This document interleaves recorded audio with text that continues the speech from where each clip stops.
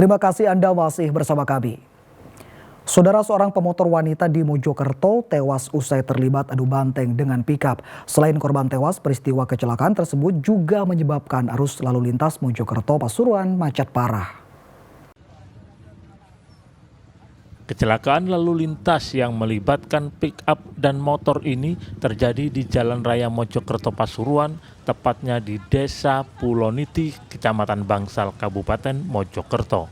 Akibat peristiwa tersebut, pengendara motor bernama Sri Wahyuni, usia 41 tahun, warga Kecamatan Mojoanyar, Kabupaten Mojokerto, meninggal dunia dengan luka parah di kepala. Kejadian berawal saat korban melaju kencang dari arah timur ke barat. Di lokasi kejadian, motor korban oleng dan keluar jalur karena menghindari tabrakan dengan motor. Naas dari arah berlawanan justru melaju pick-up yang dikemudikan Anas, usia 41 tahun. Karena jarak kedua kendaraan sudah terlalu dekat, benturan keras tak terhindarkan hingga korban terpental. Motor Pak ya, dari sana itu ada motor lagi. Motornya ini mau ini Pak, mau tabrakan. Kan yang satunya lari ke sini, yang dari sana itu lari ke kita itu ke kanan gini udah oleh Pak, sampean dari arah barat. Oh, terus yang perempuan korban ini dari arah timur. Oh. Terus setelah itu kok terjadi benturan gimana Pak? Pokoknya kejadiannya itu cepet banget. Oh. Kalau kan kita lihat itu kan sudah mau ke kanan Pak ya. Sopirnya putar ke kanan, hindarin, malah kena sebelah kiri. Tidak langgar marka tadi Pak? Yang enggak mau, yang sepi Pak. Oh sepi tadi? Sepi. Jalan Ya. sepi. Jadi motor itu mau ke kanan gini, oleng itu, kita lari ke Guna kepentingan visum, jasad korban dibawa ke RSUD Dr. Sukandar Mojosari, Kabupaten Mojokerto. Peristiwa kecelakaan tersebut kini ditangani unit Gakum Satlantas Polres Mojokerto. Dia Eko Purwoto melaporkan dari Mojokerto. Saudara, belasan remaja yang diduga anggota gangster yang mengaku hendak membalas dendam dengan kelompok lainnya diringkus polisi. Dari tangan para ABG tersebut didapati senjata tajam jenis celurit, golok, pedang, dan juga busur dan anak panah. Belasan remaja ini diringkus polisi saat berpatroli di kawasan Jalan Lingkar Timur Sidoarjo, tepatnya di Jalan Veteran Kecamatan Candi. Anggota gabungan Sat Sabara dan Satreskrim membawa remaja yang hendak tawuran tersebut ke Mapolresta Sidoarjo. Saat meringkus belasan remaja ini, polisi menemukan beberapa senjata tajam, di antaranya busur dan anak panah, pedang, golok dan celurit panjang yang akan digunakan untuk tawuran. Dari hasil penyelidikan, polisi menahan 2 remaja pemilik senjata tajam tersebut. Mereka akan diperiksa lebih lanjut untuk mengetahui motif membawa senjata tajam dengan kelompoknya. Dari beberapa orang yang kita amankan, ya, hasil pemeriksaan kita tetapkan 2 orang tersangka atau 2 anak, ya, dengan persangkaan pasal tanpa hak membawa, menguasai, memiliki senjata tajam, dan saat ini sudah dilakukan proses penyidikan di Satreskrim Polresta Sidoarjo. Perkelahian dan pengeroyokan oleh anggota gangster sedang marak di beberapa kota. Polresta Sidoarjo akan membentuk tim khusus guna mendalami dan menyelidiki maraknya kasus gangster di Sidoarjo. Zainul Fajar melaporkan dari Sidoarjo. Saudara, petugas Satpol PP di Banyuwangi terluka pada kepala setelah dipukul menggunakan batang besi oleh orang dengan gangguan jiwa. ODGJ tersebut berontak saat hendak diamankan karena ulahnya meresahkan masyarakat. Penanganan pria yang mengalami gangguan jiwa atau ODGJ oleh petugas Satpol PP Kabupaten Banyuwangi ini terjadi di Dusun Maron, Kecamatan Genteng. Petugas bahkan terlibat kejar-kejaran hingga akhirnya bisa ditangkap.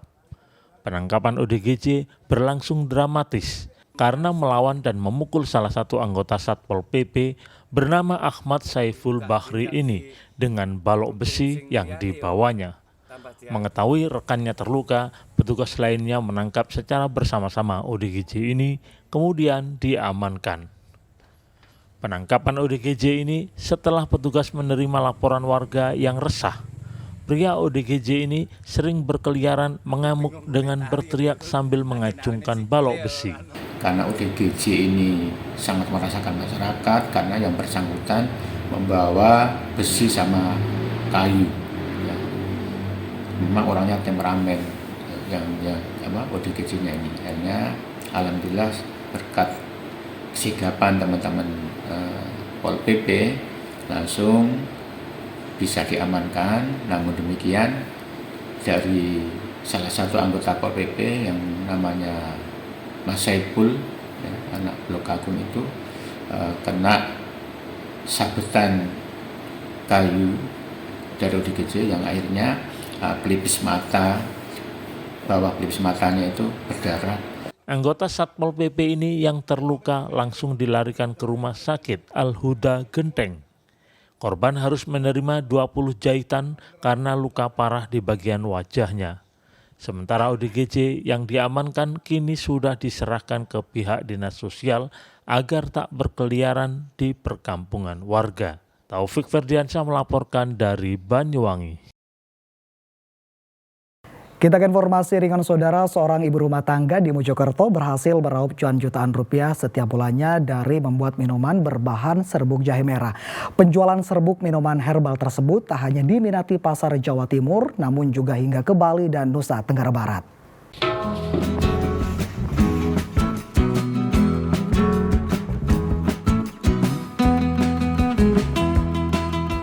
Maria Ulfa, warga Kecamatan Keranggan, Kota Mojokerto ini setiap hari di rumahnya dengan telaten memproduksi serbuk jahe merah untuk minuman. Ibu dua anak ini memulai usaha sejak 3 tahun silam. Kini berbagai kemasan serbuk jahe diproduksi berbagai kemasan mulai dari 25 hingga 200 gram. Hasilnya, omset jutaan rupiah bisa didapatnya setiap bulan.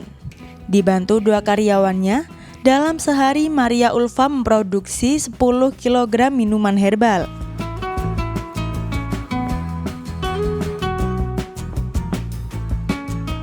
Untuk membuat serbuk minuman, awalnya jahe merah dicuci bersih, lalu dipotong-potong dan dihaluskan dengan cara di blender. Setelah itu, airnya disaring agar kulit serta serat jahe tak terbawa saat dimasak. Air perasan jahe merah yang sudah disaring, lalu dimasak ke dalam wajan sampai mendidih, lalu dicampur dengan gula pasir sesuai takaran dan diaduk hingga menjadi serbuk. Serbuk jahe merah selain bisa menghangatkan tubuh, juga bisa menambah kesehatan. Pertama-tama kita pilih jahe merah yang bagus, yang sudah tua, yang besar, yang pokoknya yang terbagus, tidak ada cacat ya. Habis itu kita cuci bersih. Setelah kita cuci bersih, kita potong-potong, terus kita haluskan dengan di blender. Habis di blender kita peras. Setelah itu kita saring ya, disaring. Terus kita masak di wajan. Kita takar. Setelah kita masukkan ke wajan sampai mendidih, baru gulanya kita masukkan. Diaduk terus dari awal hingga akhir, tidak boleh berhenti. Kalau berhenti nanti bisa nggak jadi. Agar pemasaran serbuk jahe merah bisa luas, selain dikirim ke toko-toko dan pusat oleh-oleh di Kota Mojokerto, Maria Ulfa juga menjualnya melalui media sosial dengan harga per kemasan Rp4.000 hingga Rp28.000. Tak hanya di Jawa Timur, peminat minuman serbuk herbal ini juga hingga ke Pulau Bali, Lombok, dan Nusa Tenggara Barat.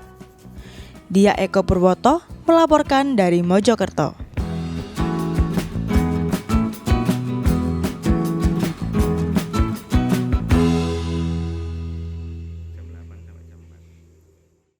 Dan saudara, informasi tadi sekaligus mengakhiri kebersamaan kita di Liputan 6 Daerah Jawa Timur hari ini. Atas nama seluruh kru yang bertugas, saya Imam Fawaid mengucapkan terima kasih atas perhatian Anda. Selamat beraktivitas dan salam SCTV.